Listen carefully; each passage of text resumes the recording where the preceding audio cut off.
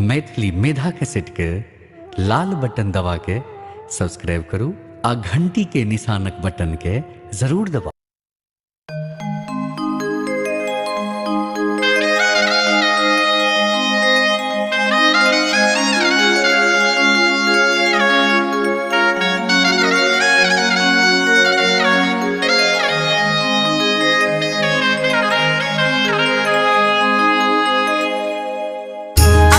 सुन रहे छी मैथिली मेधा के प्रस्तुति।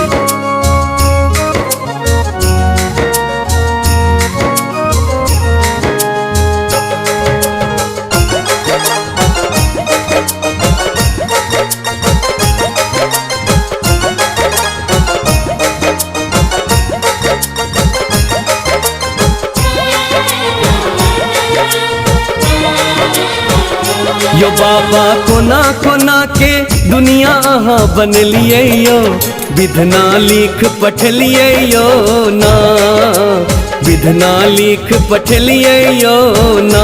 यो बाबा कोना कोना के दुनिया अहाँ बनलिए यो, विधना लिख पठलिए यो ना, विधना लिख पठलिए यो ना।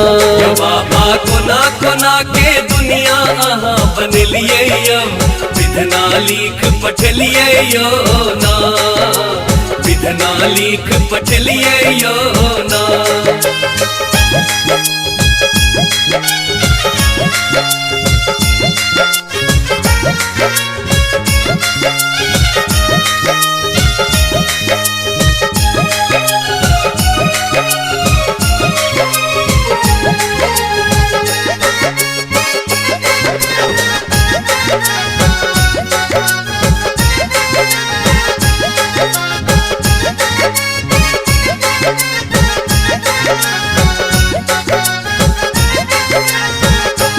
ककरो बेटा पर सौ बेटा, ककरो बेटी पर सौ बेटी, ककरो बेटा पर सौ बेटा।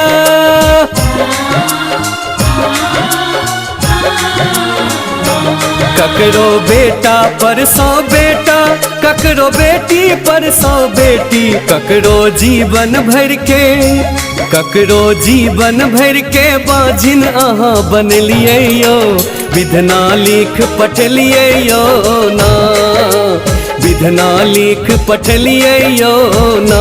यो बाबा कोना कोना के दुनिया अहाँ बनलिए यो, विधना लिख पठलिए यो ना, विधना लिख पठलिए यो ना।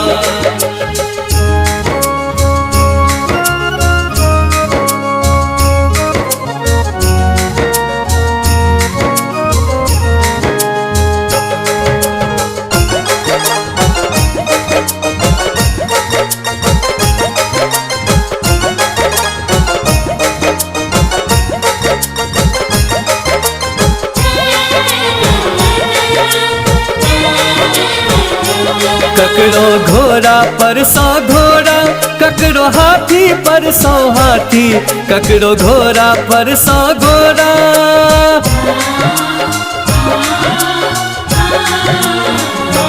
ककरो घोड़ा पर सौ घोड़ा, ककरो हाथी पर सौ हाथी, ककरो जीवन भर के, ककरो जीवन भर के दारिद्र बनलिए यो, विधना लिख पठलिए यो ना, विधना लिख पठलिए यो ना। यो बाबा कोना कोना के दुनिया अहाँ बनलिए यो, विधना लिख पठलिए यो ना, विधना लिख पठलिए यो ना।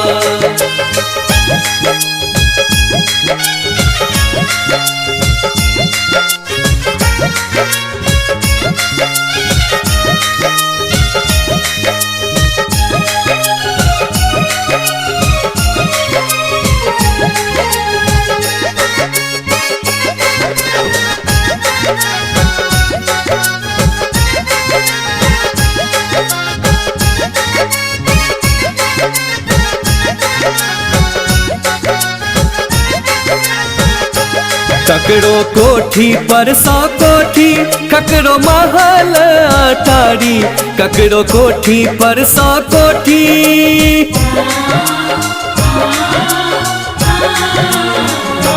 ककरो कोठी पर 100 कोठी, ककरो महल अटारी, ककरो गाछे तर में, ककरो गाछे तर में जीवन अहाँ दिलियै यो, विधना लिख पठलियै यो ना, विधना लिख पठलियै यो ना।